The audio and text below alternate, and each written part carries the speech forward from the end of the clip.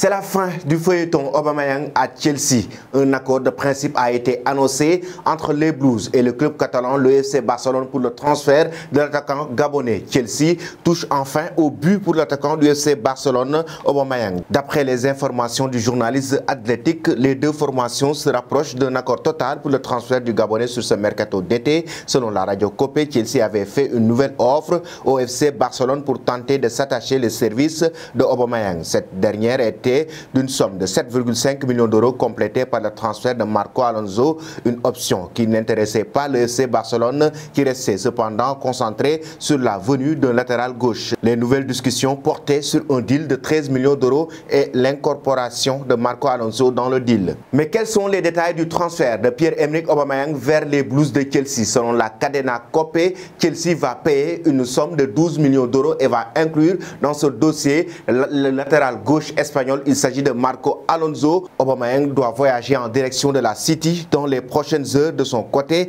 l'ancien Stéphanois s'est déjà entendu avec le club londonien concernant un futur contrat de 2 ans avec une année supplémentaire en option selon le nombre de ses apparitions. Une affaire en très bonne voie. Le transfert du Gabonais aura donc bel et bien lieu malgré les dernières actualités peu réjouissantes. Pour rappel, Aubameyang a été victime il y a quelques jours d'un violent cambriolage à son domicile. Bilan: mâchoire fracturée.